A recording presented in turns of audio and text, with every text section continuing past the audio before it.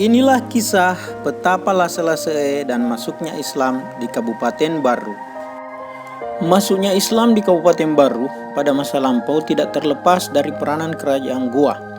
Setelah Raja Goa, Imangandrangi Deman Rabia yang bergelar Sultan Alauddin pada tahun 1605 diislamkan oleh Abdul Makmur dengan gelar Hatib Tunggal atau Datuk Ribadang, seorang ulama Minangkabau.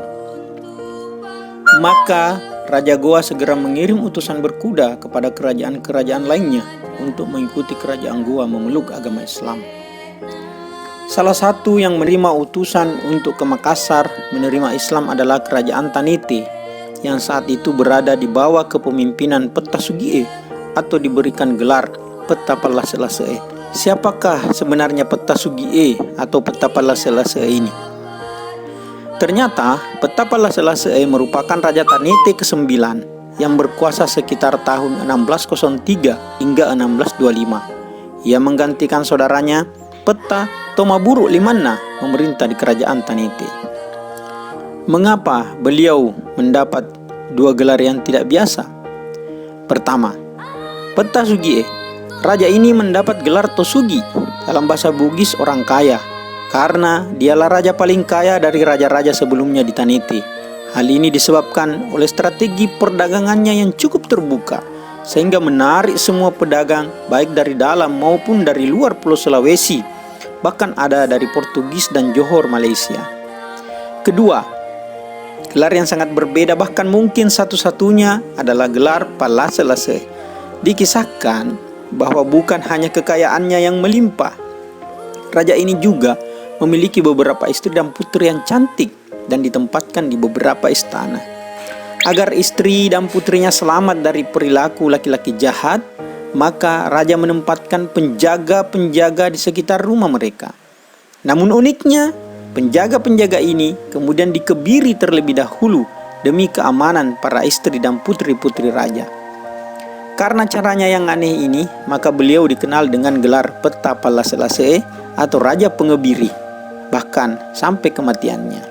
Akhirnya, dengan diislamkannya Petapa Lasela-Se'e oleh Raja Goa, maka kerajaan Tanete dinyatakan menerima Islam tahun 1608 yang berproses sampai tahun 1610 dengan kewajiban mendakwakan ajaran Islam kepada rakyat dan kerajaan lainnya. Maka Petapa Lasela-Se'e pun kemudian membangun masjid pertama di Tanete Bumi pada tahun 1628 yang kini sudah mengalami beberapa kali renovasi. Kemudian membentuk lembaga hukum syariat atau lembaga syara yang dikepalai oleh seorang yang disebut dengan Peta Kalie atau Kadi dengan kelengkapan parewasara yang terdiri dari khatib, imam, bilal, dan doja. Mereka bertanggung jawab dalam hal-hal seperti pelaksanaan ibadah, zakat, pengawasan dan pemakmuran masjid, serta pelaksanaan perkawinan dan kewarisan. Lembaga ini kemudian menggeser lembaga hukum adat yang diketuai oleh seorang yang disebut dengan Matua Bisu, yang dulunya bertugas menangani berbagai acara-acara ritual yang berhubungan dengan adat yang berlaku sebelum datangnya Islam. Dengan masuknya agama Islam di Tanete, maka beberapa kerajaan di sekitar pun masuk Islam dengan sukarela, sehingga Islam pun menjadi ajaran mayoritas di seluruh wilayah kerajaan Tanete dan kerajaan lainnya seperti Beru, Balusu atau Sopendriaja, Nepo atau Malusetasi yang kemudian berubah menjadi Kabupaten Baru pada tanggal 20 Februari 1960. Peta Sugihye atau Petapa Lasela-Se'e wafat tahun 1625 dan digantikan oleh raja berikutnya yang bergelar Matinroe Ribuliakna sebagai Raja Tanete ke-10.